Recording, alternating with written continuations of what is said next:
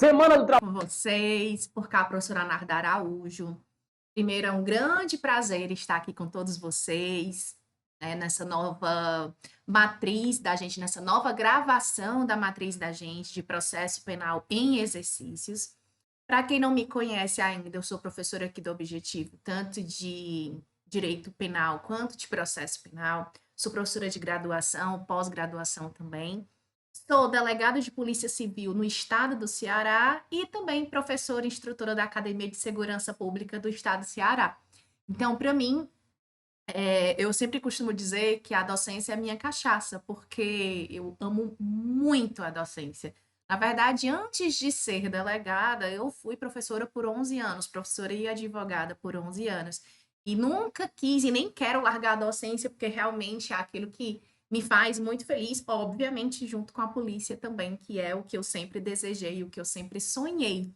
Então, o que eu quero dizer aqui para vocês, e o que eu posso dizer para vocês é que nós vamos iniciar agora uma grande jornada a partir de hoje, né? Que são as nossas gravações aqui de processo penal em exercício, do zero mesmo até o último tópico de processo penal, mas dizer que eu vou dar sempre o máximo de mim para você, porque eu sei, eu já estive aí no seu lugar, eu já fui concurseira, sei como é que é, sei como é a situação, e eu sei como é importante essa entrega por parte do professor também. Então, gente, sejam todos muito bem-vindos. Nós vamos começar nossas gravações aqui em blocos, tá? E eu quero já desde então dizer que eu estou sempre à disposição para qualquer tipo de dúvida. Vou até botar logo aqui o material, até para mostrar aqui no Instagram, tá?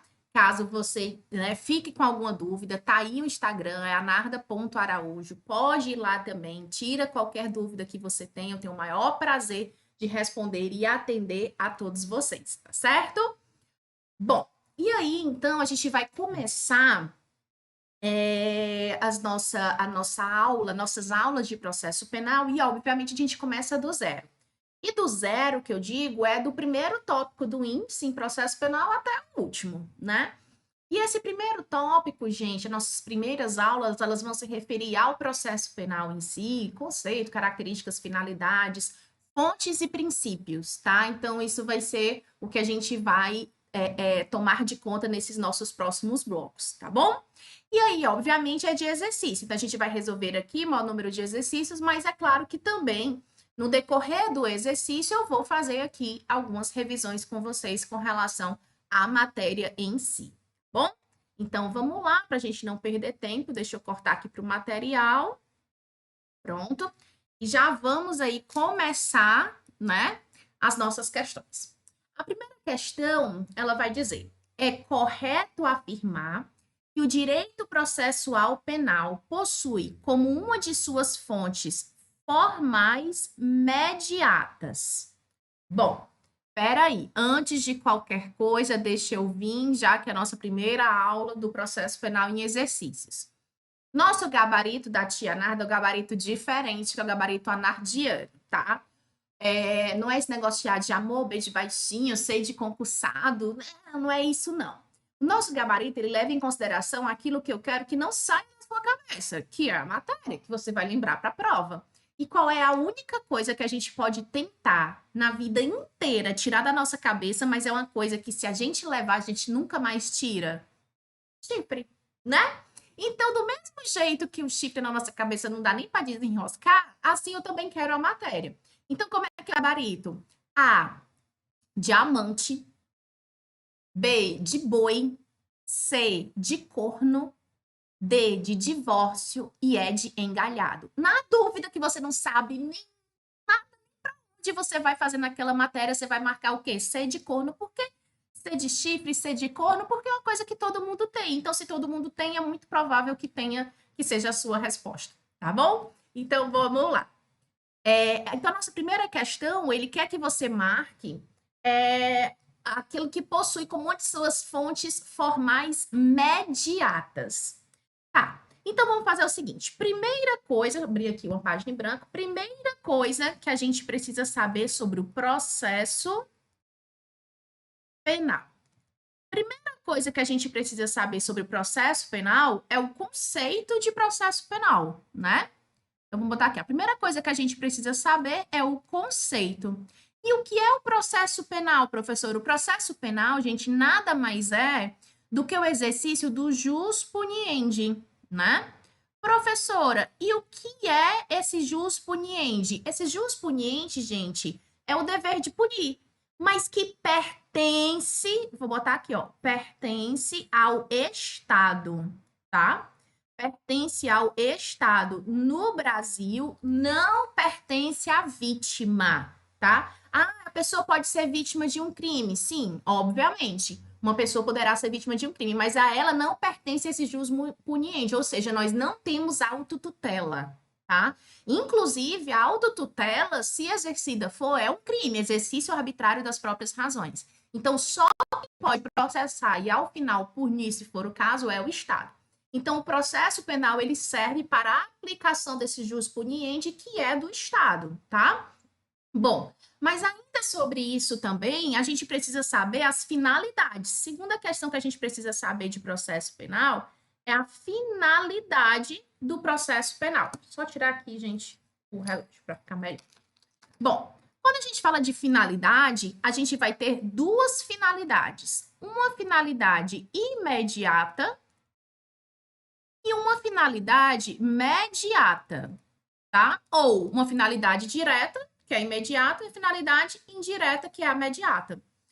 Qual é a finalidade imediata, professora, do processo penal? Muito simples, punir. É isso, aplicar a punição.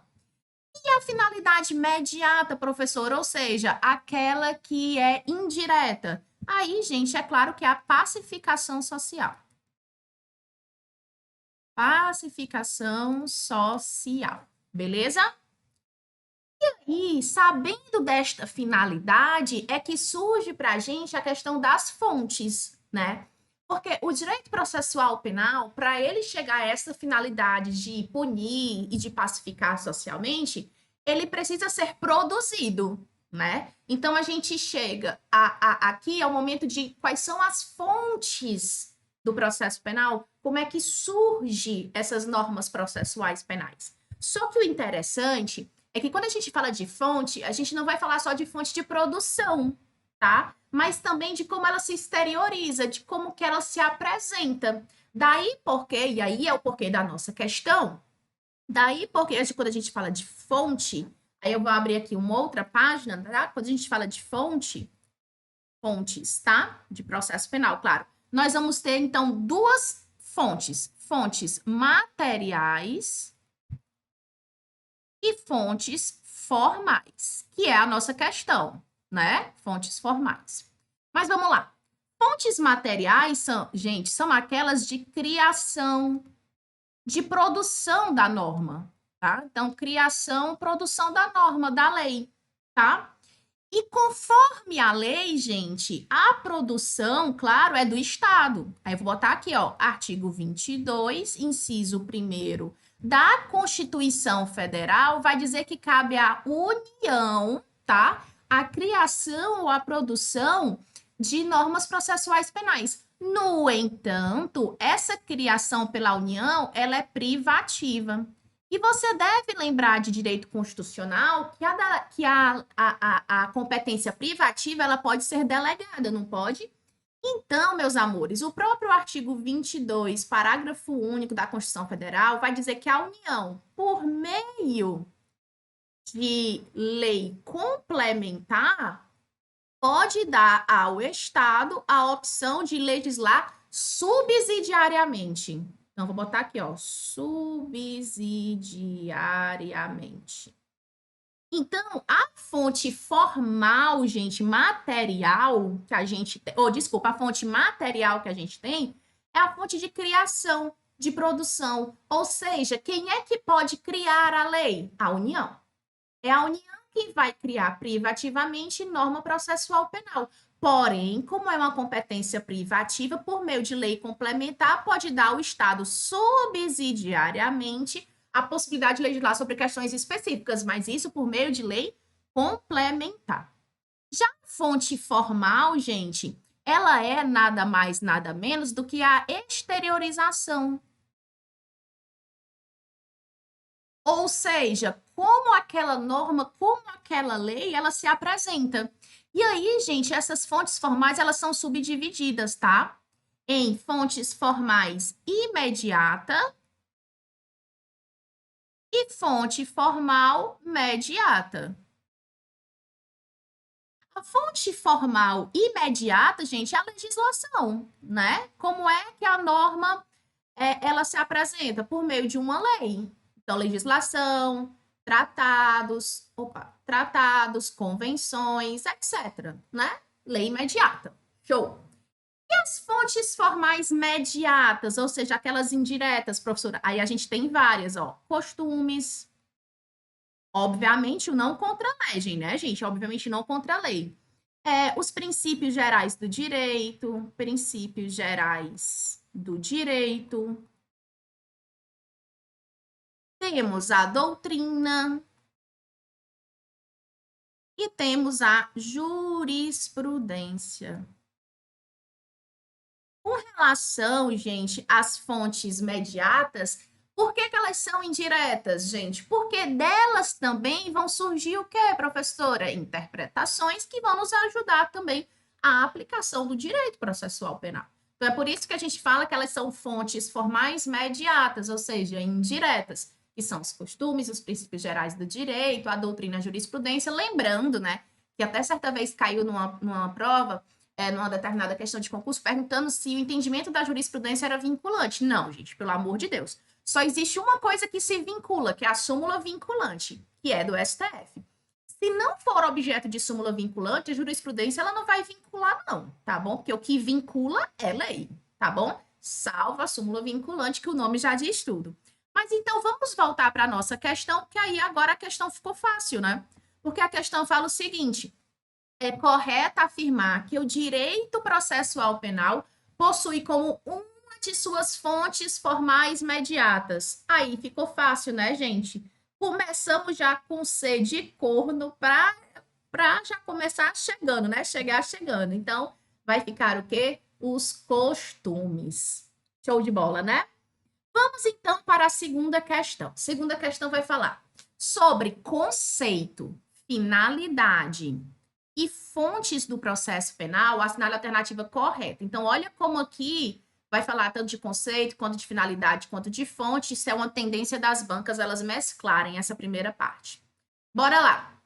Item A competência para legislar sobre direito processual penal é concorrente entre a União, Estados e Distrito Federal. O que foi que a gente viu aqui? Que essa competência ela é o quê? Privativa da União. Então, já é errado, porque ela não é concorrente, ela é privativa da União. B. Direito processual penal é o ramo do direito público que compreende princípios e normas definidoras de condutas criminosas com previsão de determinada sanção. Gente, aí não vai ser processo penal, né? Vai ser o quê? Direito penal. Se está dizendo que define crime, é direito penal. O que o processo faz é definir as normas processuais. Até vou botar aqui, ó, tirar aqui também para a gente saber que é privativa da União, né? C. É possível que os estados legislem sobre questões específicas de direito processual penal, desde que autorizados por lei complementar editada pela União. Que coisa linda, gente! Pois não é que é ser de corno de novo. E aqui eu já vou dizendo, aliás, já falei para vocês, artigo 22, parágrafo único da Constituição Federal. Realmente a competência é privativa, mas a União ela pode delegar por meio de lei complementar para os estados. Lindo, lindo, lindo, lindo, lindo. Os tratados e convenções internacionais são considerados fontes materiais de direito processual penal? Não, gente, não são materiais, são formais, né? É como se exterioriza. O direito processual penal é sub-ramo do direito penal. Por isso que é chamado de direito penal adjetivo. Logo, não possui autonomia científica. Gente, pelo amor de Cristo. Não existe isso. Direito processual penal. Quer matar um professor de processo penal e dizer que ele é subordinado ao direito penal. Não, gente, o processo penal, ele não é subordinado ao direito penal. Inclusive, uma das características do direito processual penal, isso é muito importante para você saber, é a autonomia, tá? apesar dele ser instrumental. Instrumental por quê? Porque ele serve a instrumentalizar também o direito penal. Mas não obstante ele ser instrumental, ele é autônomo ao direito penal, ele pré-existe ao direito penal. Então, muito cuidado, porque nas provas eles tentam confundir essa questão da característica da instrumentalidade e de não ser autônomo. Não é questão de sub-ramo, não. Sub-ramo aqui, gente, é só o direito civil e processo civil, tá certo? Ai, meu Deus, que os meus colegas de civil e processo civil não me matem, né? Mas é sub-ramo, tá? O ramo mesmo é direito penal e processo penal que todo mundo gosta. Vou nem mentir para morrer rica, né? Vamos lá para a terceira questão. A terceira questão vai dizer: fundamento de existência e função de um processo penal acusatório e garantista. Por quê e para que existe o processo penal? Mais especificamente, o fundamento é o porquê, a razão de ser de algo, enquanto a função, finalidade, diz respeito ao para quê.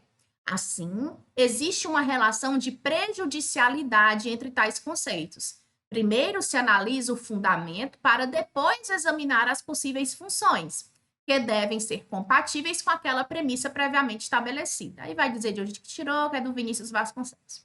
A partir de tais lições, em um Estado democrático de direito, o fundamento da existência do processo penal, a sua razão de existir e a sua função são, então ele quer o fundamento da existência do processo penal e a sua função. Olha que questão fantástica. Então, bora lá. Item A. É fundamento do processo penal limitar o poder punitivo estatal e fomentar a política de segurança pública cujo símbolo maior é o direito penal. Bom, gente, limitar o poder estatal tá até certo. Porém, dizer que o símbolo maior da segurança pública é o direito penal tá errado, até porque a gente sabe que o direito penal é a última ratio, ele só se aplica quando nada mais se aplicar, né? Item B. A pacificação social. O fundamento da existência do processo penal é a pacificação social, gente. E autorizar a punição dos infratores da lei através de um procedimento em contraditório. Primeiro que não é não, né? A gente sabe que aqui é o direito de punir. A pacificação, ela é o quê? Imediata. C. A pacificação social já errou por aqui e desvendar a verdade real dos fatos narrados também não. B. Fomentar a política de segurança pública cujo símbolo maior é o direito penal? Não, gente, direito penal é o último rácio. Aí vamos, só sobrou o item E de engalhado, né? Mas bora lá. Limitar o poder punitivo estatal. Show, é isso mesmo, a função da existência. E verificar a acusação penal em uma reconstrução histórica a partir de provas produzidas pelas partes. Lindo! Então, de fato, é o item E. Realmente, gente, qual é o fundamento de existência do processo penal, como a gente já viu no bloco de hoje? É, querendo ou não, essa questão de proceder à punição estatal, de fazer uma limitação a esse poder estatal de punição conforme as suas leis. E é óbvio, né, que uma das suas funções, é claro, é garantir que esse processo, né, de punição seja dentro de um Estado democrático de direito, claro, né, observada todas as normas, princípios e regramentos, inclusive no que diz respeito à produção de provas. Então, de fato, é isso. Bora para a quarta questão. Bora lá. A quarta questão vai dizer o seguinte: acerca dos princípios gerais das fontes e da interpretação processual penal, bem como dos sistemas do processo penal, julgue o item que se segue. Bora lá. O Código de Processo Penal, a jurisprudência e os princípios gerais de direito são considerados fontes formais diretas, gente, do processo penal? Errado, nós já vimos que não, né? Por quê? Porque a gente viu que a jurisprudência, os princípios gerais do direito são o quê? Bora aqui, voltar. Bora aqui. São fontes do quê? Formais mediatas. Não é verdade? São aqueles que servem para exteriorização, mas de forma indireta, mediata, que são o quê? Costumes, princípios gerais do direito, doutrina e jurisprudência. Portanto, nosso item aqui vai estar o quê? Errado. Por quê? Porque eles não são fontes formais diretas, eles são fontes formais o quê? Não é diretas, é o quê? Mediatas ou indiretas, né? Razão pela qual nossa questãozinha aí está o quê? incorreta, tá certo? Incorreta. Bom, nós vamos continuar, obviamente, tratando dessa parte, deixa eu voltar aqui para você, dessa parte inicial de processo penal, só que agora nós vamos adentrar aos princípios, tá, que regem ao processo penal. Então, deixa só a tia dar uma ajeitada aqui no bloco, no material, colocar aqui para vocês, para a gente iniciar aqui o segundo bloco no que diz respeito aos princípios, tá bom? Só um minutinho. Peraí, deixa eu ajeitar aqui o material.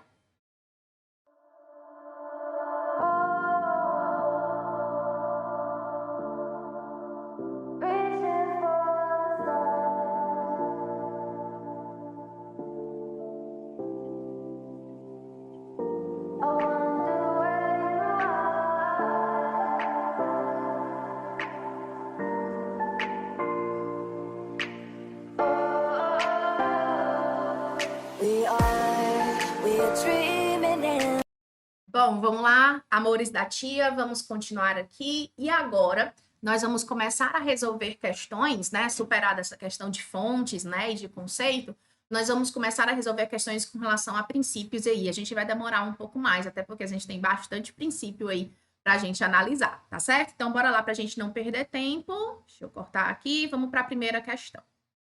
A primeira questão vai dizer o seguinte: não viola as garantias do juiz natural, da ampla defesa e do devido processo legal a atração por, tracinho, do processo do corréu ao foro por prerrogativa de função de um dos denunciados. E aí, gente? Amante, continência ou conexão, boi, distribuição e conexão, corno, continência ou prevenção, divórcio, conexão ou prevenção, ou engalhado, distribuição e prevenção. E aí? Primeiro, já vou dizer aqui para vocês que, infelizmente, amante teve vez e é conexão e continência. Mas antes disso, deixa eu voltar aqui, que eu já vou falar sobre os princípios que estão nessa questão, mas antes eu quero já alertar para uma coisa. Primeiro, o que é conexão e continência? É quando dois ou mais fatos, eles são ligados por uma questão que se assemelha, né? Vou dar um exemplo. Imagine que eu querendo, né? Não, vou dar aqui um exemplo que é bem mais certeiro. Imagine que determinada pessoa foi estuprada e depois do estupro morta. Nós sabemos, por exemplo, que a morte, o homicídio, ele é julgado perante o tribunal do júri porque ele é um crime doloso contra a vida. Mas aí eu faço a pergunta para você: faz sentido eu separar o estupro para ser julgado por um outro juiz e o homicídio por outros? Não faz. Por quê? Porque eles se realizaram dentro de um mesmo contexto fático, não é?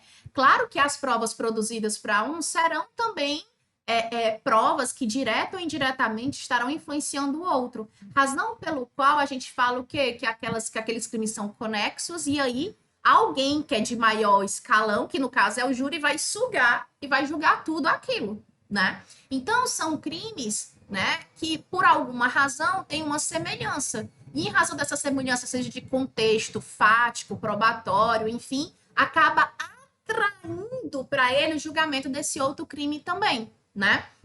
Que aí, no caso da questão em si, deixa eu botar aqui, ele fala do foro por prerrogativa de função. E o que é o foro de prerrogativa de função, professora? Pessoal, claro que a gente, né, vai resolver questões sobre isso também quando a gente for para a parte de ação e competência, porém, vamos aqui abordar uma coisa importante para a gente entender a questão.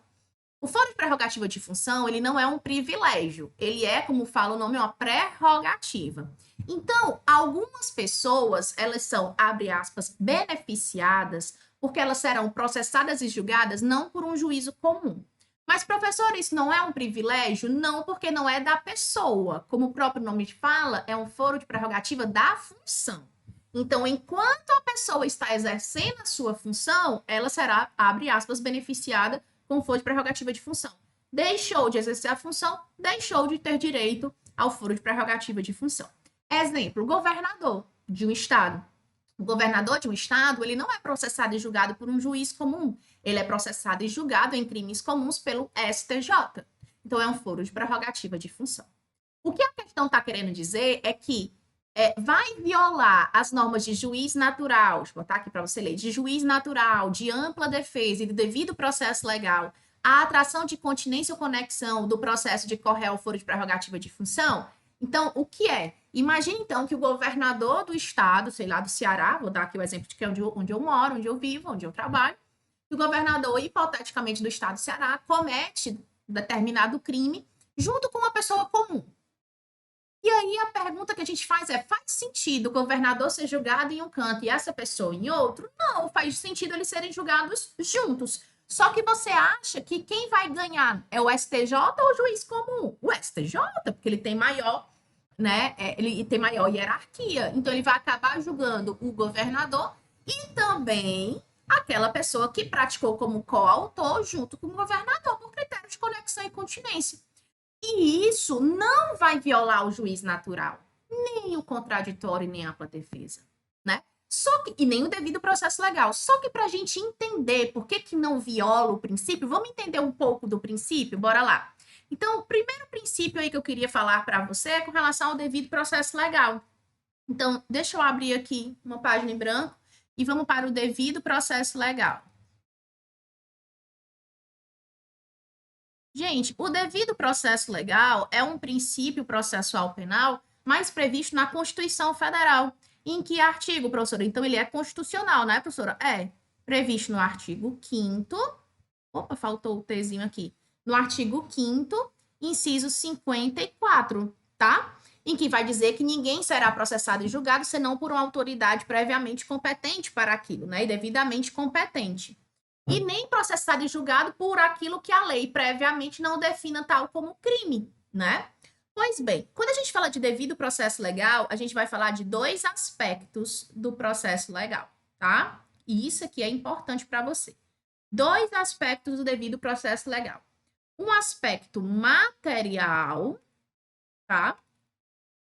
E um aspecto formal. Como assim, professora? Quando eu falo de devido processo legal, eu falo de um devido processo legal material, de um devido processo legal material e de um devido processo legal formal. O que seria esse devido processo material, professora? Seria que aquilo que eu não posso ser processado nem julgado, senão por crime previsto em lei. Então, a primeira coisa que eu tenho é um devido processo legal material. Por quê? Porque eu só posso ser processado por crime que já está previamente previsto em lei. Beleza? Tranquilo? E o que é o devido processo legal formal, professora? Aí o devido processo... Eita! Devido processo legal formal, ele está ligado à possibilidade... Tá aqui para você. A possibilidade do réu produzir provas, tá? Do réu produzir provas e de demonstrar sua inocência.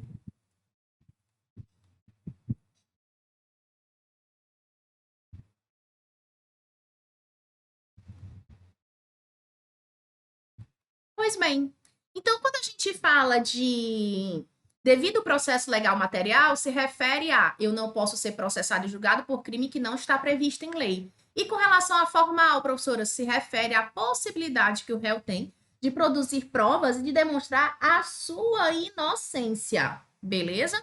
Razão pela qual, gente, não vai violar o devido processo legal a questão da continência e da conexão, tá?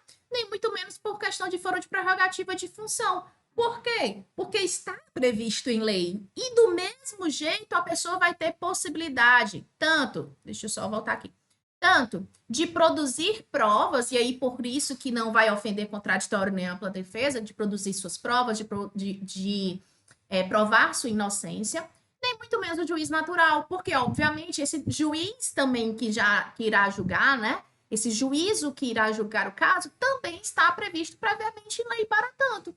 Então, não é por isso que a conexão ou a continência vão violar, porque não violam, tá certo? Inclusive, essa é uma questão campeã em concurso, porque ela cai pra caramba só mudando aí as palavrinhas, tá? Então, é bem interessante. Bora lá continuar. Agora, vamos para a questão de número 2. A questão de número 2 vai dizer o seguinte: assinale a opção que apresenta o princípio norteador do processo penal, abordado principalmente pelo Brocárdio, audita tu etera pares. O que é isso, professora? Já vou dizer para você que é o princípio do contraditório. Aí, deixa eu até voltar aqui, ó. Tem muita gente que acerta essa questão falando o seguinte: peraí, professor, eu não sabia esse procárdio, mas eu sei que tinha o inaudita terra pares, que era quando o juiz ele decidia sem escutar a outra parte. Inaudita, ó, lembra de audição? Inaudita terra pares, ou seja, sem escutar a outra pessoa, inaudita, ele decidia. Mas se eu estou falando do audita terra pares, se eu estou falando do audita, significa que eu estou escutando a outra parte. Então, ao contrário de lá, que a gente está falando o quê? De contraditório. Professor, e o que eu preciso entender de contraditório aqui, até para eu resolver o maior número de questões? Bora lá. Inicialmente, esse princípio do, vou botar aqui, ó, contraditório, ele, obviamente, também está previsto na Constituição Federal. Artigo 5º, inciso 55 da Constituição Federal. E quando eu falo de contraditório, eu também vou ter dois tipos, tá? Eu também vou ter dois tipos de contraditório. Um primeiro tipo, que é o contraditório real, tá? E um segundo tipo, que é o contraditório diferido, que é amado pelas bancas de concurso, tá? O que é o contraditório real? É aquele que é realizado no momento da formação da prova. No momento da formação da prova. Por exemplo, eu vou escutar uma testemunha e aí a advogado de defesa está lá também e ele pode, naquele momento, também fazer perguntas, né? Apartar as perguntas, ou seja, no momento que a prova está sendo produzida. Ou pode também ser um contraditório diferido. E o contraditório diferido ele é feito quando? Após a produção da prova, após a formação da prova. Como assim, professora? Eu vou explicar. Ó, como eu disse para vocês, sou delegada de polícia. Deixa eu voltar aqui. Aí chega para mim um caso em que a pessoa diz que foi lesionada por outra. Eu vou mandar essa pessoa com uma guia para o centro de identificação, que aqui no Ceará chama de PFOS, né? Que é a perícia forense. E aí eu mando para a perícia. E aí o médico, o perito, ele vai fazer todos os exames e vai elaborar um laudo. É nesse momento que ele está produzindo prova, mas você há de concordar comigo que não teve contraditório, porque a outra parte não foi ouvida para o momento da produção desse laudo. Mas isso quer dizer que ela não vai ser ouvida? Não, pelo amor de Deus, ela tem que ser, porque o nosso sistema é acusatório. Então, depois da produção desse laudo, é aberto, obviamente, à outra parte, a possibilidade ali dela contradizer, tá? Então, o contraditório não é que não exista, ele só é diferido, ou também chamado de postergado, tá? Então, a gente tem tanto o contraditório real quanto diferido. Já no que corresponde à ampla defesa, que também está previsto no mesmo artigo e inciso, né? Vou botar aqui. Já no que corresponde à ampla defesa, quando a gente fala de ampla defesa, a gente também vai falar de dois tipos de ampla defesa, tá? A primeira defesa do tipo autodefesa e também uma defesa técnica. Então, quando a gente fala de defesa, a gente fala de dois tipos de defesa, uma autodefesa e uma defesa técnica. Porém, quando a gente fala de autodefesa, isso está ligado, gente, diretamente ao princípio do silêncio, né? Isso é óbvio. Porém, lembre-se que a autodefesa não dá direito à pessoa a silenciar no momento da sua qualificação, nem de mentir sobre quem você é. Então, quando eu pergunto o seu nome, o seu não, Deus me livre, né? Mas quando eu pergunto o nome de um preso, a qualificação, né, a filiação dele, estado civil, endereço, isso ele não pode mentir. Porque isso, sobre a identificação dele, não vai residir a possibilidade da autodefesa através do exercício do silêncio ou até da mentira. A autodefesa, que é corolário, claro, do princípio do direito ao silêncio e da não autoincriminação, está ligada ao fato criminoso em si, não à questão da qualificação. Então, muito cuidado com isso, tá? Essa semana mesmo peguei um caso do cara que toda a vida que ele vai na delegacia ele dá um nome diferente, né? E tanto que a gente já sabe, quando chegou, oh, rapaz, é o fulano. Aí o pessoal vai, é o fulano, fulano, fulano ciclano ou fulano beltrano, porque é sempre um nome diferente, né? Isso não dá direito a ele, para ele fugir de uma possível aplicação da lei penal, mentir sobre a sua qualificação. Então, a gente tem que ter cuidado com isso, tá? Portanto, voltando aqui, de fato, foi show de bola, porque a gente já viu aí que nossa questão número 2 é item A, diamante. Bora para a questão de número 3. São princípios processuais penais, é certo. Então, ele quer o que não é princípio. Bora lá. Princípio da presunção de inocência pelo amor de Javé, sabemos que sim. Princípio do nemo tenetur sentetigere, claro que também que é o princípio da não autoincriminação. Do indúbio pro réu, também sabemos que sim. Do contraditório, também. Anterioridade a princípio? Não, então virou de engalhado. Sobre a não autoincriminação, bora aqui, deixa eu botar aqui, ó. Autoincriminação.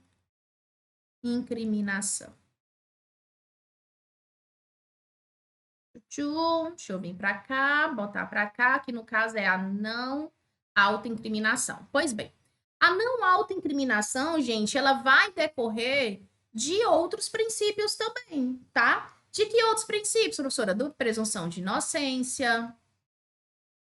Vai decorrer também, deixa eu botar, foi no N, né? Mas enfim, você viu. Vai decorrer também do contraditório. E, obviamente, da ampla defesa. Né? Vai.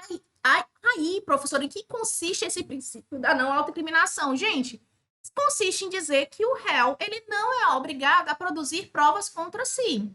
Exemplo, bafômetro. Ninguém é obrigado a soprar o bafômetro. Ah, professora, então vou me livrar da embriaguez ao volante? Não, eu não te falei isso. Falei que você não é obrigado a bafômetro, mas a alcoolemia ela pode ser atestada de diversas outras formas, tá? Não só o bafômetro. Então, pelo amor de Deus, não vão dizer por aí que eu disse que se não fizer o bafômetro não responde, porque eu mesma, enquanto delegada, já fiz inúmeros autos de prisão em flagrante sem bafômetro, tá? O exame grafotécnico também ninguém é obrigado a escrever quando o juiz ele pede, né? O exame grafotécnico acontece muito em crimes de falso, né? Crimes de falsidade, onde a gente quer verificar ali uma assinatura, algo do tipo, né? Outra coisa, coleta de DNA, também ninguém é obrigado, né? Então, tudo isso, por isso quando, por exemplo, chega um caso, sei lá, de estupro no primeiro momento, né? E vem ali um suspeito para mim, eu vou dizer, a primeira coisa que eu vou dizer a ele, olha, você vai fazer um exame, de cautela, do auto de prisão em flagrante, mas eu quero te perguntar, você está disposto a se sujeitar à coleta de DNA, né, para que eu possa confrontar com o que possivelmente seja encontrado na vítima? Ele pode dizer que sim, show, e pode ser que não, e tudo bem, tá dentro do direito dele, tá? E isso, obviamente, também não pode ser levado em consideração pelo juiz no momento da decisão, tá? A recusa dele. Por quê? Porque ele tá dentro do direito dele de não autoincriminação, tá bom? Então, bora lá, continuando. Quarta questão. Bora. Quarta questão, para a gente finalizar o bloco. Quarta questão vai dizer, sobre os princípios do direito processual penal, analise as afirmativas a seguir. Bora. Um dos princípios constitucionais é o princípio da inocência, princípio por meio do qual se entende que ninguém será culpado até o trânsito julgado da sentença penal condenatória. Gente, coisa mais linda do mundo. Esse princípio também é chamado de princípio da não culpabilidade. Tá? O próprio STF costuma chamar muito mais o princípio da presunção de inocência como o princípio da não culpabilidade, até porque presunção não é de inocência, presunção seria de culpabilidade, né? Ele está em estado de inocência. 2.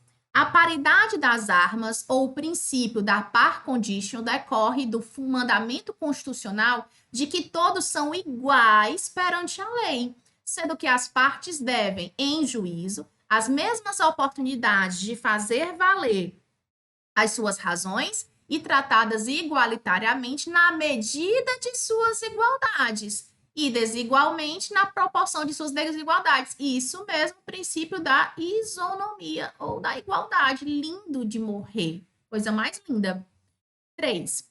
Por força do princípio da legalidade, esculpido no artigo 5º da Constituição Federal, entende-se que o réu tem o direito a um amplo arsenal de instrumentos de defesa. Opa, foi mal. sendo forma de compensar a hipossuficiência e fragilidade do réu em relação ao Estado. Gente, a legalidade não tem nada a ver com isso. Aqui ele está falando o quê? De contraditório e ampla defesa. Não é legalidade, não. Legalidade é o quê? Previsão da lei. Não é verdade? Então, aqui está errado, item 3. 4. O princípio do contraditório, estampado no artigo 5º, inciso 55, está certo. As partes têm o direito de se manifestar sobre qualquer fato alegado ou prova produzida pela parte contrária, visando a manutenção do equilíbrio entre o direito de punir do Estado e o direito de liberdade do réu e consequente estado de inocência. Que coisa mais linda! É isso mesmo. Ipsiliteris, o que a gente viu de princípio do contraditório. Então, aqui vai ser o quê? Item B, né? B de boi. Tanto o item 1 quanto o item 2. Então, vamos botar aqui. Item 1 está correto, item 2 está correto, item 3 está incorreto, item 4 está correto. Então, 1, 2 e 4. Não é verdade? Show? Eu acho que dá para resolver mais uma. Bora lá, que essa quinta é rapidinha. Como corolário do princípio do contraditório, é correto afirmar que medidas investigativas que representem grave intervenção em direitos fundamentais dependem de decisão judicial. Isso daqui nada tem a ver com contraditório. Isso tem a ver com cláusula de reserva jurisdicional. Cuidado com questões assim, porque ele pode até te dar conceitos certinhos, só que não se refere ao que ele está perguntando. Ele está perguntando ao contraditório. Bem, o Ministério Público deve ser intimado de um documento novo juntado aos atos pela defesa. Pronto. Aí a gente achou, porque aí sim, contraditório, ó, ele tem o direito de contradizer o que foi juntado de novo pela outra parte. C, o réu tem o direito de permanecer em silêncio. Isso aqui está certo, porém não se refere ao contraditório, e sim ao direito ao silêncio. D, o defensor tem o dever de pedir a absolvição do réu em suas alegações finais. Isso nem existe, né? O processo deve ser suspenso se o réu mudar de endereço e não puder mais ser encontrado para ser timado. Isso também não existe, tá certo? Beleza? Mas nós vamos continuar a falar de princípios agora no nosso próximo bloco. Deixa eu só a tia dar uma ajeitada aqui no material que a gente passa para o próximo bloco, tá? Minutinho. Questão de princípios, deixa a tia só ajeitada aqui no cabelo, porque tá. E aí, então, nós vamos continuar princípios. Temos mais 2 blocos sobre princípios, tal a importância desse tema, né? E também a cobrança dele nos concursos públicos, tá? Beleza? Então, bora lá. Vamos continuando. Passar logo aqui para a nossa primeira questão. Bora lá. Primeira questão fala o seguinte. Jurandir, casado com Maria e pai de Josué, de apenas 6 meses de idade, angustiado com a situação financeira da família, após mais de 7 meses desempregado, aceita convite de traficante, oh meu Deus, da localidade onde reside, para vender uma carga de entorpecentes e, com isso, receber R$ 500. Durante seu primeiro dia vendendo drogas, é abordado por policiais militares e preso em flagrante. Oh, Jesus. Sendo imediatamente apresentado à autoridade policial que, em observância ao artigo 6º, inciso 5 do CPP, passa a ouvi-lo, insistindo para Jurandir falar tudo o que ocorrera. Em relação à atuação do tio delegado de polícia, assinale a afirmativa correta. Bora lá. Gente, deixa eu voltar aqui. Olha, uma das questões importantes que se referem a processo penal, sem sombra de dúvidas, é o artigo 6º do Código de Processo Penal.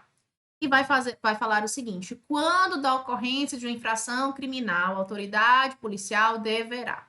Bom, e aí, dentre várias questões de dever, dentre elas de comparecer ao local, de preservar o local para a perícia, de ouvir o ofendido, está de ouvir o autor do fato. Porém, nós sabemos que existe hoje no Brasil o que a gente chama, e que já vimos, que é o direito ao silêncio, né? Ou seja, aquela pessoa presa, ela tem direito ao silêncio. Eu vou dizer para vocês como que eu faço, né?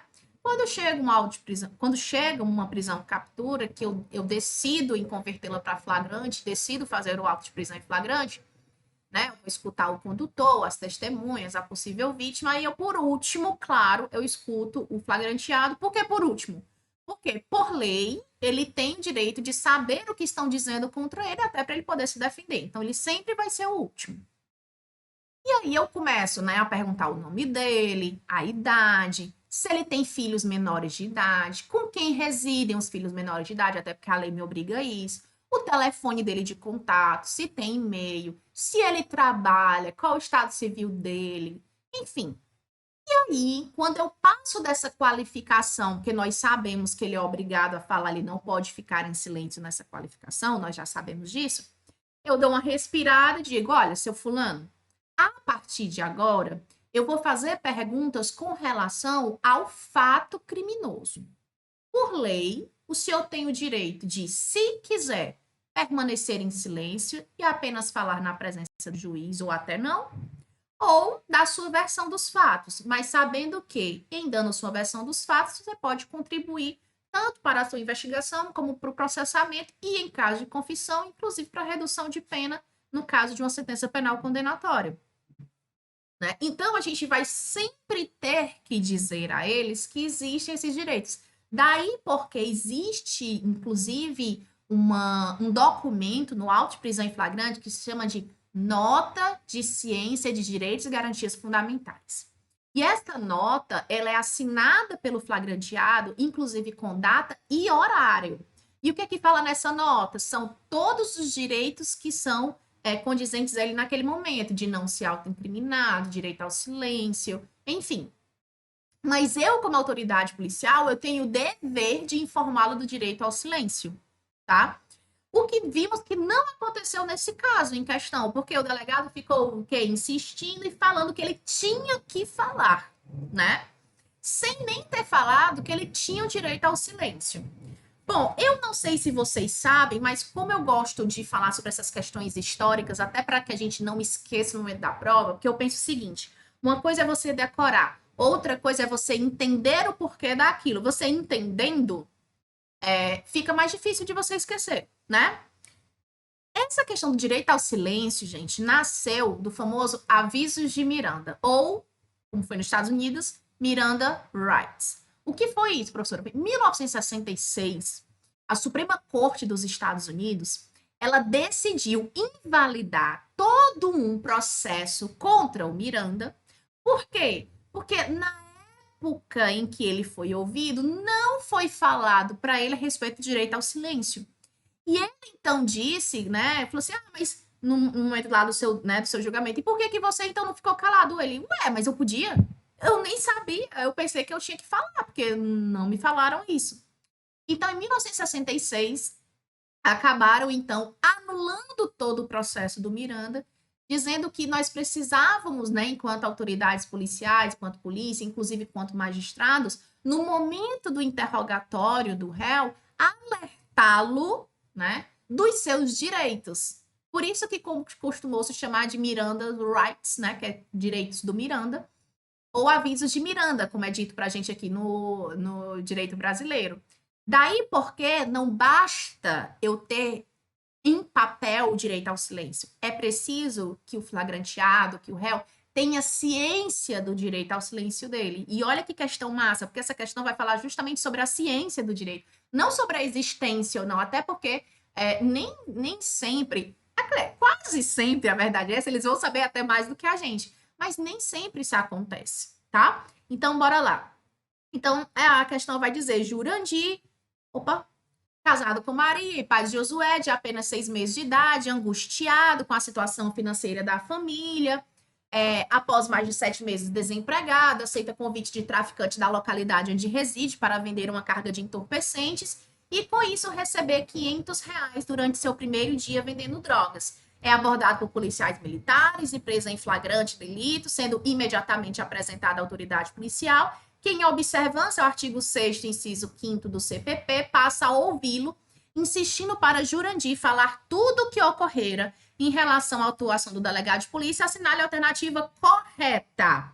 E aí, gente, não resta dúvida para a gente que ele vai ser corno, chifre. Por quê?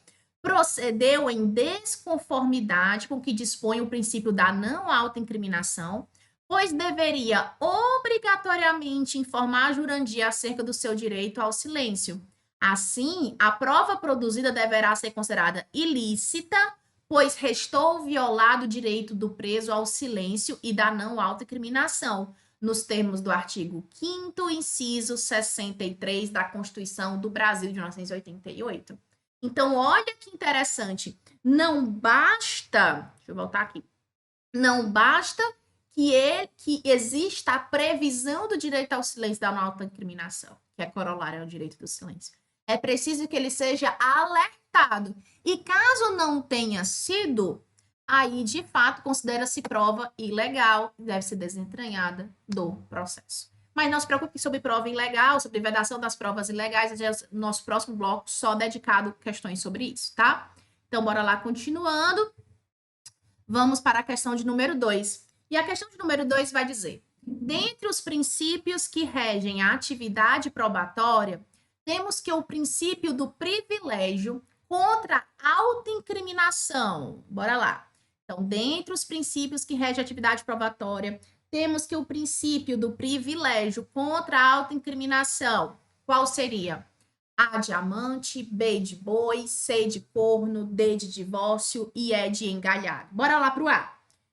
Confere ao investigado ou acusado o direito de abster-se de praticar qualquer conduta que possa acarretar a obtenção da prova em seu desfavor. Lindo! É isso mesmo que confere o princípio da não autoincriminação, né? Ou seja, o réu ele pode se abster de praticar qualquer conduta que possa acarretar a obtenção da prova em seu desfavor. Só que lembre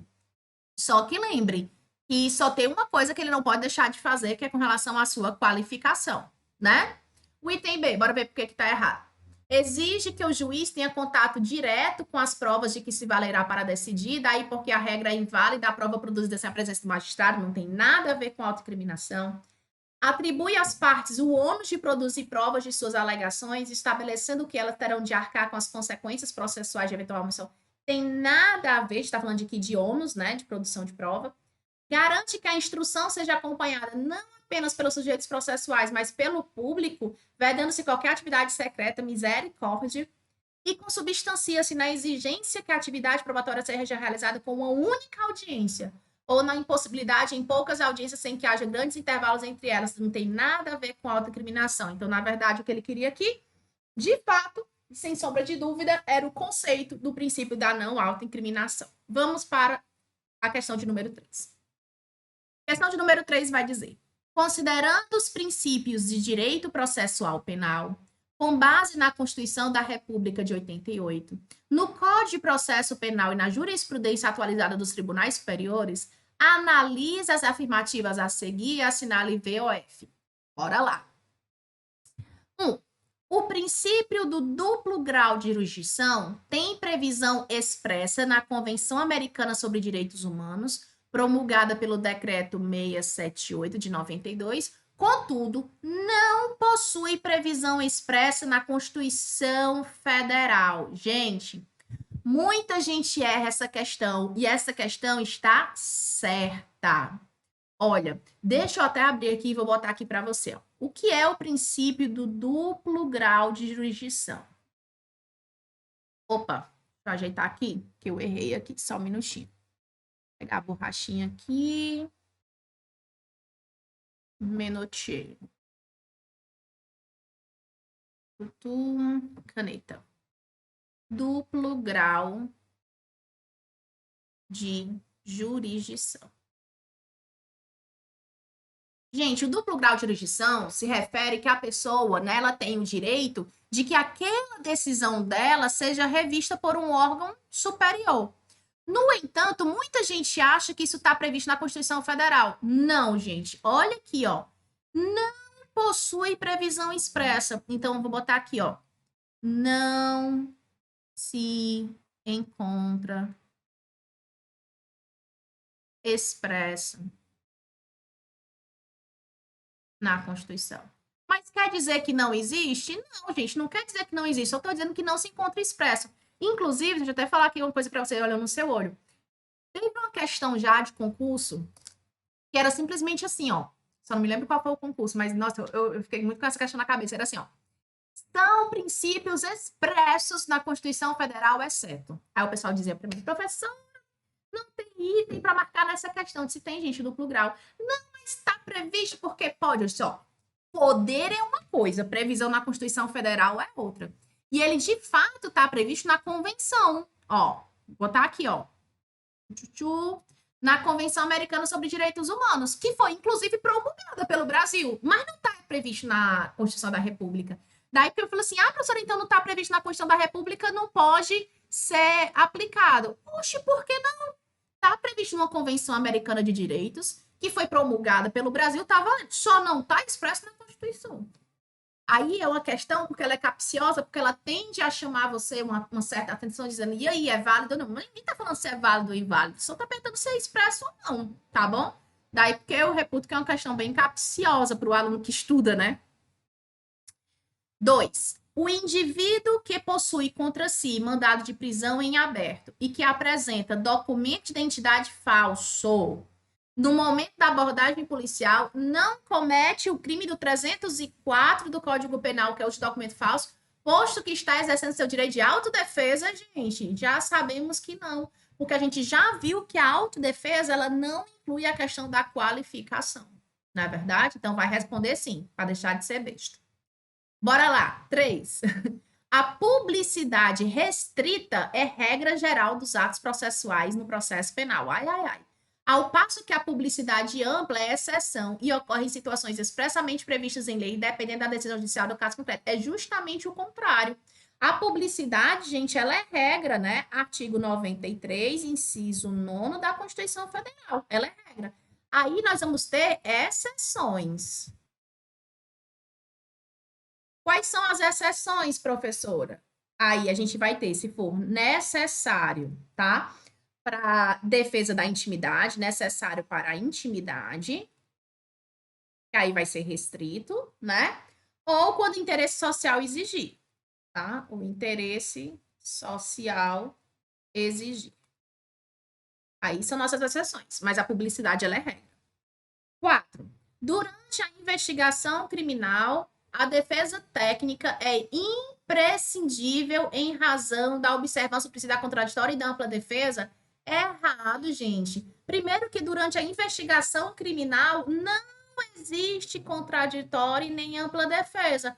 Portanto, é um direito do investigado ter advogado, mas se não tiver advogado, não tem problema nenhum. O inquérito vai existir do mesmo jeito. Por isso que, então, o nosso item aqui é o quê, hein? Verdadeiro, falso, falso, falso. Pronto, item B de boi. Verdadeiro, falso, falso, falso. De novo, investigação criminal não tem contraditório em ampla defesa. Daí porque a falta de advogado não vai invalidar, tá?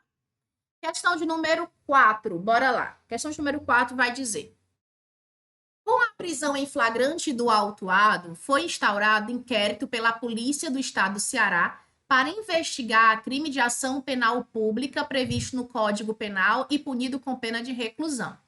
A vítima reconheceu o preso e este permaneceu calado. Concluídas as diligências, o delegado elaborou o relatório final. Considerando essa situação hipotética, julgue o item a seguir. O indiciado tem o direito de permanecer calado durante todo o inquérito policial e ação penal, não sendo permitível valoração desfavorável do silêncio. Coisa mais linda da vida, está correta. Bora lá. Nós já sabemos que o direito ao silêncio é um direito do réu, tanto na fase de investigação quanto na fase de ação penal, tá? Professor, então ele pode ficar calado durante todo o processo? Pode, durante todo o processo até a sentença. Por quê? Porque, gente, porque ele está em estado de inocência. Então, a acusação que se vire para provar que ele é culpado, né? Então, se ele quiser, ele fica calado, sem problema nenhum. Professora, mas o juiz pode levar em consideração negativamente esse silêncio dele? Não, gente, porque aí, se o juiz pudesse levar isso em consideração, você concorde comigo que então não seria direito, né? Então, ele seria, teoricamente, seria obrigado a falar, porque a história de Ai, quem cala consente, no processo penal isso não pode existir. Por quê? Diferentemente do processo civil, né? Lá no processo civil, por exemplo, quando o cara não quer fazer o teste de DNA para saber se ele é o pai, é que nem um programa do Ratinho, né? Parabéns pro papai. Ele vai ser pai do mesmo jeito, né? No processo penal isso não existe. Por quê? Porque a pessoa está em estado de inocência. Então, a acusação que se vire.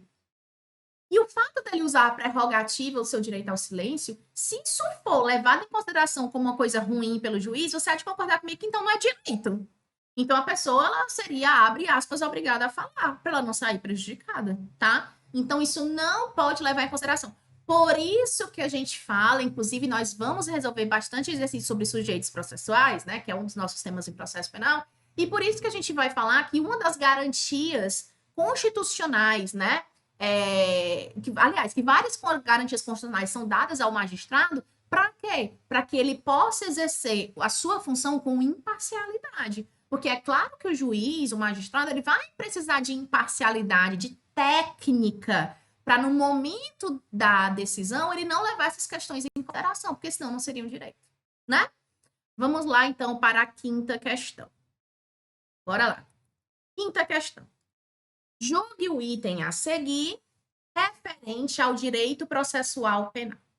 De acordo com o princípio da vedação da autoincriminação, previsto expressamente no Pacto de São José da Costa Rica, se no curso da instrução processual o acusado se retratar da confissão anteriormente oferecida, inclusive já no curso do processo, essa confissão não poderá ser considerada pelo juiz para fundamentar eventual sentença condenatória. Está errado. Vou explicar. Olha, pelo princípio da não autoincriminação, de fato, ninguém é obrigado a produzir prova contra si. E nem eu nem você somos bestas para saber que quando a pessoa confessa, ela está produzindo prova contra si. Mas essa confissão, para ser válida, ela tem que ser voluntária. Na verdade, ela não pode ser fruto de uma pressão, né, de uma coação, de uma tortura, ela tem que ser válida. Aí vamos imaginar que então alguém, de forma voluntária, consciente, confessa determinado fato criminoso durante o processo. Lá no final do processo, ele decide se retratar e diz: não, quer saber? Não fui eu. Ele tem esse direito? Tem. Ele tem o direito de se retratar, ele tem o direito de produzir as provas que ele achar que ele deve produzir. Agora, a pergunta, ela faz o seguinte, imagina essa situação que o cara confessa, depois ele volta atrás na confissão e diz que não foi ele. Aí a questão está perguntando se o juiz pode utilizar essa primeira confissão. Pode. Pode. Professor, mas ele não se retratou? Tá, mas espera aí. Ele se retratou, mas a primeira foi feita em fase judicial, inclusive com contraditório, com ampla defesa, foi voluntária, não foi coagido, foi completamente legal. Então, o juiz, ele pode utilizar, sim, essa primeira confissão, mesmo que ele tenha se retratado. Agora, se o juiz utilizar essa confissão, ele vai ter que, obrigatoriamente, na sentença penal condenatória, reduzir a pena do cara por confissão. Ele se retratou, tá? Não tem. Tudo bem, se retratou, mas se você utilizou a confissão que ele deu anteriormente, você vai ter que reduzir a pena dele obrigatoriamente. Então, assim, o juiz pode utilizar? Pode, porque gente, e não é raro isso acontecer, não, tá? O cara confessa e depois diz: não, quer saber, não fui eu, não. Aí depois, não, fui eu mesmo. Isso acontece muitas as vezes. O cara diz que foi, depois não foi, depois foi de novo, enfim. Às vezes muda de defesa, a defesa manda dizer que não foi, depois manda dizer que foi. Uma confusão só. Mas se a confissão, seja qual for, se foi a primeira, segunda, terceira, quarta, enfim, no curso lá, e foi feita de forma legal, de forma voluntária, o juiz pode sim utilizar. Só que, utilizando, vai ter que obrigatoriamente reduzir a pena pela questão da confissão. Tá? Então, olha que coisa interessante. Ah, mas não autoincriminação. Tá, mas ele deu uma confissão válida. Só que você tá, mas ele deu, tá? Deu porque quis, tá bom? Bom, então agora a gente vai finalizar os exercícios de princípios, mas talvez com um princípio que é mais cobrado em prova, que é a estrelinha de todo o concurso, que é o princípio da vedação das provas obtidas por meios ilícitos. Vou só dar uma ajeitada no material e a gente vem para o bloco.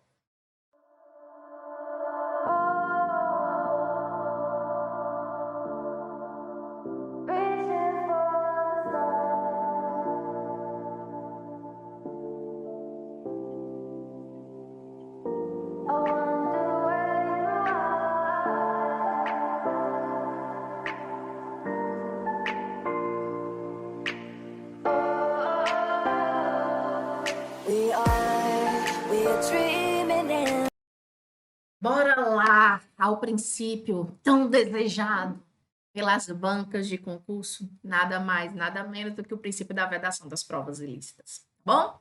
Então, bora lá. A tia preparou aqui algumas questões que são bem interessantes para a gente entender e até revisar a matéria. Bora lá. Jackson é agente da Polícia Civil de Goiás, lotado no município de Anápolis. Em um dia de serviço, Jackson recebe autos de inquérito policial para análise e nota que a apreensão de substâncias entorpecentes feita por 2 policiais militares se deu em um período noturno. Após acessarem uma residência privada, quando notaram o proprietário entrando rapidamente pelo portão. Na busca no local, os milicianos encontraram meio quilo de cocaína e prenderam em flagrante o investigado. Considerando a situação fática relatada, Jackson entende que o procedimento investigativo é nulo por ferir o princípio, que coisa mais fácil. E aí, gente, da inadmissibilidade das provas obtidas ilicitamente. Bom, antes de qualquer coisa, deixa a tia abrir aqui uma página em branco. E nós vamos para o artigo 157 do Código de Processo Penal. E o que esse artigo 157 do Código de Processo Penal vai dizer para a gente? Vai dizer a respeito da vedação das provas ilícitas.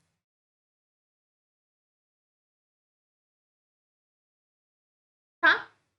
E quando eu falo de provas ilícitas, gente, eu vou falar de 2 tipos, tá? De 2 tipos de provas ilícitas, tá? Um ilícito material e um ilícito formal. O ilícito material, gente, é aquele que acontece no momento da obtenção da prova. Já o ilícito formal, gente, é sobre a introdução daquela prova no processo, tá? Então, introdução da prova. Essa questão de ser um ilícito formal também ganhou o nome de prova ilegítima. Que também é ilegal, óbvio, tá? Professor, e qual vai ser a consequência? Qual vai ser a consequência da declaração da ilicitude dessa prova? Desentranhar.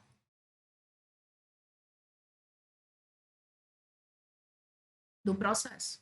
O que é desentranhar do processo? Tirar do processo, fingir que ela nunca aconteceu. É isso que vai acontecer, tá? Então, quando a gente fala de provas ilícitas, a gente fala tanto de uma ilicitude material, que é quando no momento da obtenção da prova, quanto também de uma ilicitude formal, que é de introdução da prova, tá? Dentro do processo, por isso que a gente chama de prova ilegítima. E qual é a consequência? Desentranhamento do processo, ou seja, a retirada daquela prova no processo. Bom, isso é o que a gente sabe das provas ilícitas. E também precisamos saber que não só, né, a gente se refere às provas ilícitas em si, mas também aquelas que derivam das provas ilícitas. Mas isso eu vou deixar para a próxima questão. O que eu quero chamar a sua atenção aqui é sobre alguns questionamentos que têm sido feitos em concurso público. É muito importante eu te colocar a par, porque são questões jurisprudenciais, tá? Hoje é muito mais cobrado, seja que concurso for, seja em que banco for, entendimentos jurisprudenciais. Aí você pode estar meio que desesperado agora, falei, eita pau, e agora? O que é que eu faço? Porque eu vou ter que ficar olhando sempre isso. Tem que ficar sempre olhando isso, mas também é papel do professor deixar isso um pouco mais leve para você, né? Bom, você deve ter percebido que essa questão, ela é, obviamente, uma questão fácil, mas ela se refere a muitas questões, não só principiológicas, mas ele vai falar também de auto de prisão em flagrante, vai falar de mandado, né? De busca domiciliar. Então, ela acaba englobando muitas matérias. É claro que quando a gente for falar de busca, eu também vou enfatizar mais isso com vocês, mas eu já quero deixar vocês a par dos últimos entendimentos do STJ, do Superior Tribunal de Justiça, principalmente da 6ª turma do STJ. Que entendimentos são esses? São entendimentos extremamente legalistas, no sentido de buscas e flagrantes, principalmente no que diz respeito ao tráfico de drogas, tá? Então, hoje, por exemplo, o STJ, ele entende que o fato da polícia, né, dos órgãos policiais, dos órgãos de segurança, verificarem alguém que, por exemplo, ao vê-los, entrou para dentro da casa, isso para o STJ não configura flagrante legal, seria um flagrante ilegal. Daí, porque talvez eu fale assim, uma questão fácil, mas a pessoa se pergunte, ué, professora, mas por quê? Porque eles não poderiam, se o cara, quando viu eles, entrou para dentro da sua residência, não poderia a polícia adentrar? Segundo o STJ, não. Segundo o STJ, o fato também daquela pessoa já possuir antecedentes criminais, inclusive por tráfico, não confere também o flagrante. Seria ilegal também. E pasmem, existe até uma outra circunstância onde um cachorro, né, da polícia, que trabalha com questões de tráfico, ia passando na frente de uma residência e ele assinou para o policial, né, com seu, com seu, com seu gesto, que naquela residência tinha droga. Eles ainda entraram, de fato tinha droga, o STJ considerou ilegal. Então, o que eu quero dizer para vocês é que a conduta do STJ tem sido cada vez mais estritamente legalista. Em razão do quê? De tratar questões que devem ser observadas em restrito à lei, senão produzirão provas ilícitas e, produzindo provas ilícitas, deverão ser desentranhadas do processo, tá? Então, muito cuidado com isso. Por quê? Porque aí vem outra questão de direito constitucional nessa questão. O lar é um asilo inviolável da pessoa, que a gente só pode entrar mediante um mandado de busca, né? No período diurno, e eu até posso não ter um mandado, mas eu posso adentrar em caso de desastre e tal, em um dos casos, o flagrante delito. Agora, cuidado com a questão do flagrante delito, porque essa história do cara entrou para dentro da sua residência quando avistou a atividade policial, aí eu vou dizer como policial, infelizmente o STJ não vem garantindo a legalidade desta conduta, tá? Então, por isso que eu acho interessante, porque essa questão, ela parece ser muito fácil, mas ela quer dizer muito para a gente, porque ela vem também trazendo essas questões jurisprudenciais, tá? Então, é algo que tem sido comentado muito hoje em dia sobre essas decisões do STJ, sobre essas questões de legalidade barra ilegalidade de provas produzidas em flagrantes delitos de tráfico de drogas. Então, é algo, e vocês mais do que eu sabem que tráfico de drogas também é uma legislação penal especial extremamente cobrada em concursos, então a gente tem que ter muito cuidado com isso. Então, olha só, numa questão ele adentrou a um tema lá do início do processo penal, que são princípios, mas também falou de busca, falou de auto de prisão em flagrante, falou de direitos e garantias, então, e falou questões jurisprudenciais, então é interessante a gente deter esse domínio, tá? Então, que legal que a gente pôde abordar isso aqui na nossa aula. Vamos para a nossa próxima questão. Questão de número 2 vai falar que com base em informações obtidas por interceptação telefônica, realizada sem a devida autorização judicial, o delegado de polícia representou pela busca e apreensão domiciliar em favor de Tício. O juiz competente, sem saber da interceptação ilegal feita anteriormente, expediu o respectivo mandado. A autoridade policial, então, de posse do mandado, logrou êxito em encontrar a residência de Tício, objetos capazes de ligá-lo ao delito investigativo. Aí ele fala: nessa hipótese, assinale a afirmativa correta. Com base na teoria da boa-fé, não há ilegalidade. Primeiro que não houve boa-fé, né, gente? Por quê? Porque o delegado fez uma interceptação sem autorização do juiz. Então, não teve boa-fé, né? E nós sabemos que a interceptação, ela precisa de autorização judicial. B. A busca e a apreensão não está eivada de ilegalidade com base na teoria da fonte independente, pois é obtida no fonte diversa da interceptação. Gente, claro que ela está evada de ilegalidade. Por quê? Porque essa busca e apreensão, ela nasceu de interceptação telefônica ilegal. Por isso que a gente vem aqui, né, para o quê? A teoria da árvore dos frutos envenenados. Teoria da árvore dos frutos envenenados.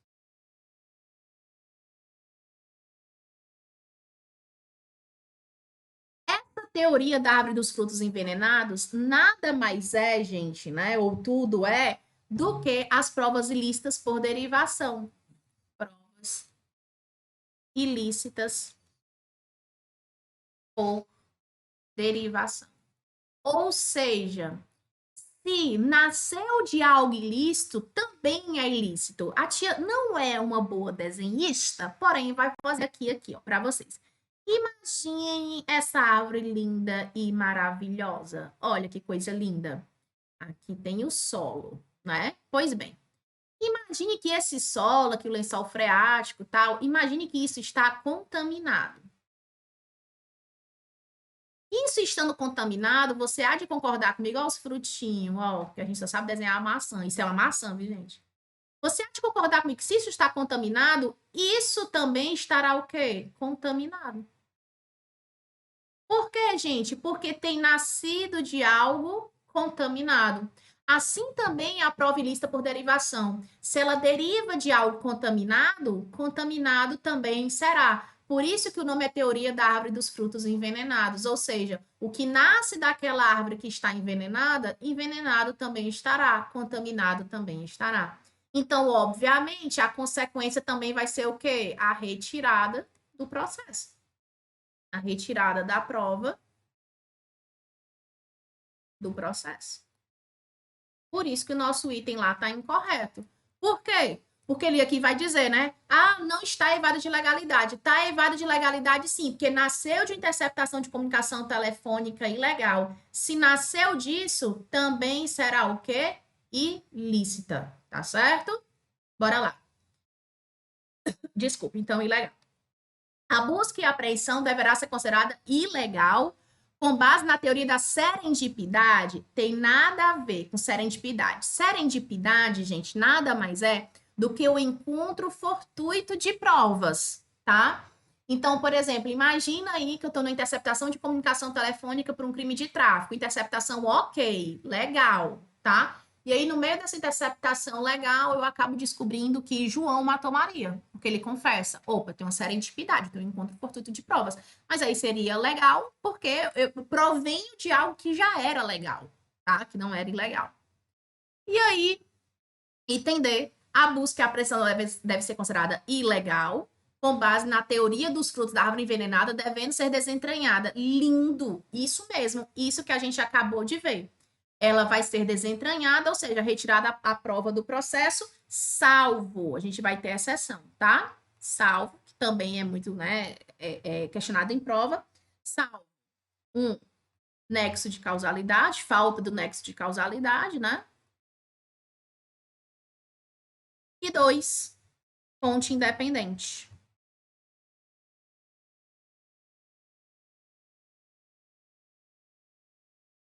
Beleza? José e Marias. Ó, ficou até bonitinho o desenho, nem ficou feio, né? Beleza? Vamos passar então para a nossa terceira questão sobre provas ilícitas. Bora lá. Terceira questão vai dizer: opa, no curso de inquérito que apurava a prática do crime de corrupção passiva, previsto no artigo 317 do Código Penal, a autoridade policial representou, ou seja, pediu judicialmente, né? Peraí, cadê minha canetinha? Cadê minha caneta? Ah, tá aqui. Representou pela interceptação das comunicações telefônicas no ramal do indiciado. Demonstrada a imprescindibilidade da medida, indícios de autoria, houve autorização do juiz competente para a interceptação pelo prazo de 15 dias. Show! Após a implementação, não houve pedido ou decisão sobre a renovação da escuta. Ocorre que a interceptação não foi interrompida no prazo e no 16º dia, oh meu Deus, não acredito não, um diálogo revelou uma informação até então desconhecida da autoridade. Munido dessa informação, o delegado de polícia representou pela realização de buscas em um endereço onde, em cumprimento a mandado judicial, foram apreendidos documentos importantes à apuração do fato. Ai, ai, ai. Posteriormente, tais documentos instruíram denúncia ofertada pelo Ministério Público. Considerando os dados fornecidos pelo enunciado, indica a afirmativa correta. Se eu disser para vocês, vocês acreditam que é ser de corno? Os documentos não podem ser admitidos no processo, pois, de acordo com a teoria dos frutos da árvore envenenada, derivam de prova obtida por meio ilícito. Que porra é essa, professora? Que é isso? Ora, veja bem. Deixa eu voltar aqui. Que questão foi essa? Ó, deu até dor de cabeça da professora, porque às vezes acontece, né? Da gente ver e falar assim, meu Deus, está acabando o prazo. Você pede uma interceptação de comunicação telefônica, o juiz vai conceder ali pelo prazo de 15 dias, só que antes de terminar o prazo, se você, obviamente, né, desejar e for necessário continuar com a interceptação, você tem que pedir a prorrogação dela. E aí, para você não ter essa descontinuidade, né? Porque no 16º dia, se não tiver continuidade, se o juiz não tiver deferido a prorrogação, eu não tenho autorização para escutar a pessoa. E foi o que aconteceu no caso. Passou-se os 15 dias, o delegado não pediu a prorrogação, a empresa de telefonia também não cortou a interceptação, e no primeiro dia que passou o prazo, porque é sempre assim, né? Caixa para corno é pouco, né? No 16º dia, tinha uma informação importante. Aí o delegado, com base nessa informação importante, ele vai lá e solicita a busca e a apreensão. E, de fato, ele encontra documentos importantíssimos para o processo e, de fato, o Ministério Público, ele pega esses documentos e oferta a denúncia com base nisso. Porém, você há de concordar comigo que se o juiz deferiu por 15 dias e se não houve pedido de prorrogação, o 16º dia eu já não tenho mais autorização judicial para escutar ninguém. Então, tudo que eu escutei do 16º dia para lá é ilícito. Eu não tenho autorização judicial. Então, tudo que é ilícito, tudo que derivar disso, e concorde comigo que a busca, o pedido de busca derivou disso. Por quê? Se eu não tivesse escutado isso no 16º dia, eu não teria essa informação. Ora, se o que eu escutei no 16º dia é ilícito, e se a busca, ela deriva do 16º dia, então ela é ilícita também. Então, obviamente, não vai poder ser admitido justamente porque derivou de algo ilícito. De lascar, né? Mas, infelizmente, às vezes acontece, né? Então, tem que ter muito cuidado com isso, tá? A questão é bem sacana, né? Mas tem que ter muito cuidado com isso, tá? Bora lá, quarta questão. Quarta questão vai dizer: Hades, delegado de polícia, em comunhão de ações e desígnios com Hermes, Perseu e Ajax, meu Deus, que nomes, agentes de polícia lotados na mesma delegacia, associaram-se de forma estruturalmente ordenada e mediante divisão de tarefas, constituindo organização criminosa, pois tome, que tinha por objeto receber valores de empresários para deixar de reprimir atividades ilícitas por ele praticadas, organizando operações policiais em face de concorrentes. Menino, de acordo com as informações repassadas por empresários integrantes do esquema, de forma dissimulada e de comum acordo, os agentes forjaram notícia anônima, dando conta de base unicamente de existência de materiais contrabandeados e fruto de contrafação, pirataria, no interior de estabelecimento especificado. Com base unicamente nesta denúncia, que foi forjada, o delegado Hades determinou que seus agentes realizassem diligências no local dos fatos em período noturno. Em meio à vigilância policial, os agentes, sob a direção do delegado de polícia, ingressaram na sede do estabelecimento comercial, constatando farto material oriundo de pirataria e também grande quantidade de munições, armas de fogo e entorpecentes. Eita, menino! Conduzindo os responsáveis à delegacia de polícia, foi lavrado auto de prisão em flagrante. Nada obstante, paralelamente às condutas praticadas, mediante procedimento investigatório próprio que corria fundamentadamente sob sigilo, o Ministério Público, por meio de interceptações telefônicas autorizadas judicialmente, monitorava a atuação da organização criminosa. E apesar de ter obtido mandado de busca para o mesmo estabelecimento comercial, não teve êxito em impedir, naquele momento, a ação dos policiais civis em relação ao caso proposto. É correto afirmar que questão massa. Deixa eu voltar aqui, ó. Preste atenção o que é que a questão fala. A questão fala o seguinte, ó. Tinha um delegado de polícia com outros 3 agentes policiais que formavam organização criminosa. O que é que eles faziam? Eles recebiam dinheiro, né, segundo a questão, para eles não investigarem determinadas pessoas e investigar os que eram concorrentes deles, né? E aí, esses policiais forjaram uma denúncia anônima de que poderia, né, ter produtos piratas num determinado concorrente, e o delegado, com base nessa denúncia anônima, unicamente nessa denúncia anônima, ele pediu, então, um mandado, foram lá, né, e, aliás, mandado não, mandou lá os policiais adentrarem em período noturno, e os policiais, tudo errado, né, primeiro a organização criminosa, depois com base na denúncia forjada, depois ele manda o pessoal ir num período noturno. Só que chegando lá, os policiais realmente encontram pirataria, arma, droga, munição, o diabo é quatro. Aí eles fazem o auto de prisão em flagrante. Só que aí você poderia por aí já dizer, legal, Ave Maria, professora, pelo amor de Deus. Tá vendo que essa questão é fácil demais e legal. Porque eles eram de organização criminosa, não tinha mandado, a denúncia anônima foi forjada, entraram no período noturno, tudo ilegal. Porém, a questão ela não vai terminar aí.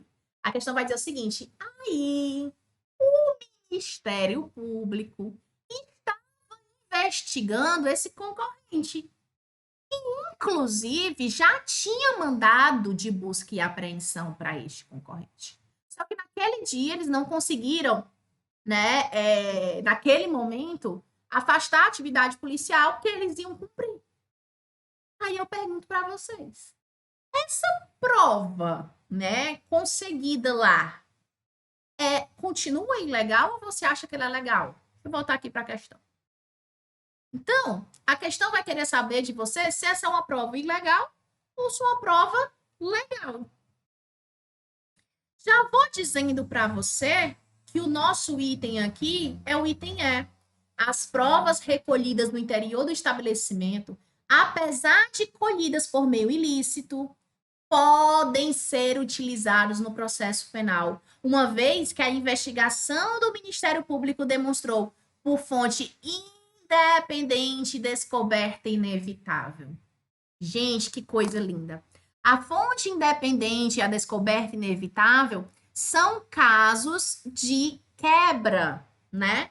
Dessa derivação das provas ilícitas. Lembra que a gente até falou nesse instante? Professor, de onde é que surgiu, para a gente terminar aqui, de onde é que surgiu essa questão da fonte independente e da descoberta inevitável? Olha, lembra dos avisos de Miranda que eu falei para vocês com relação a que nasceu em 1966 nos Estados Unidos, no julgamento da Suprema Corte, quando o Miranda tinha que ter sido abordado a respeito, né, do seu direito ao silêncio? Também surgiu a fonte independente, a descoberta inevitável, em casos em que foram levados até a Suprema Corte nos Estados Unidos, na década de 70. E um desses casos foi o seguinte: determinada pessoa, né, foi obrigada a colocar as digitais dela, né, para serem avaliadas, e aí falaram, aí bateu com o autor do fato, e falaram, mas eu não era obrigada a produzir. Só que essas digitais dele já constavam em um registro policial.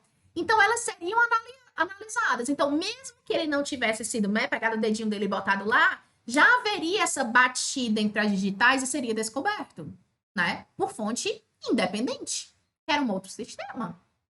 E o caso da descoberta inevitável também foi interessante, foi o seguinte, em determinada pequena cidade, uma pessoa estava desaparecida, e aí, então, a polícia daquela região, com base num suspeito, né, coagiu para que ele dissesse exatamente onde estava o corpo da pessoa. E com base nisso, ele falou onde estava o corpo da pessoa, e os policiais foram até o local. No entanto, é uma cidade pequena e a população toda se juntou para buscar essa pessoa desaparecida. E quando os policiais estavam lá, né, no local, essas pessoas chegaram porque elas estavam à procura. Então, essa prova ela também foi considerada lícita pela Suprema Corte dos Estados Unidos, porque ela disse que, poxa, ela teria uma descoberta inevitável. Mesmo que os policiais não estivessem lá com o cara, aquelas pessoas chegariam naquele momento como chegaram e encontrariam o corpo. Então, olha que interessante. É claro que a gente sabe que, como regra geral, tudo que deriva de ilícito, ilícito também é. Teoria da árvore dos frutos envenenados. Porém, a gente pode ter uma quebra dessa ilicitude por derivação, que é quando a gente não tem um nexo de causalidade, quando a gente tem fonte dependente, descoberta inevitável, que foi o que aconteceu na questão. Por quê? Porque existia uma investigação do Ministério Público pretérita. O Ministério Público, inclusive, já estava na mão dele o mandado de busca. E eles só não conseguiram realizar porque a polícia foi lá e fez naquele primeiro momento. Ou seja, eles encontrariam com certeza aquilo lá. Por isso que quebrou a ilicitude por derivação por fonte dependente descoberta inevitável. Olha que questão massa. É uma questão difícil, porque ela vai trazer teoria da árvore dos frutos envenenados, mas vai trazer a questão da quebra dessa ilicitude por derivação e vai querer saber se você sabe o que é fonte independente descoberta inevitável. Mas agora, como você sabe de onde surgiu e os casos de onde surgiu, acho que fica mais difícil de você esquecer, tá certo? Então, a gente termina por aqui os nossos exercícios com relação a princípios, mas agora a gente vai começar uma outra etapa no processo penal, tá? Com mais exercícios, caminhando na nossa longuíssima jornada do processo penal brasileiro. Mas até aqui, por enquanto, foi uma grande honra estar com vocês. A gente se vê aí nas nossas próximas aulas de processo penal em exercício, tá bom? Beijo!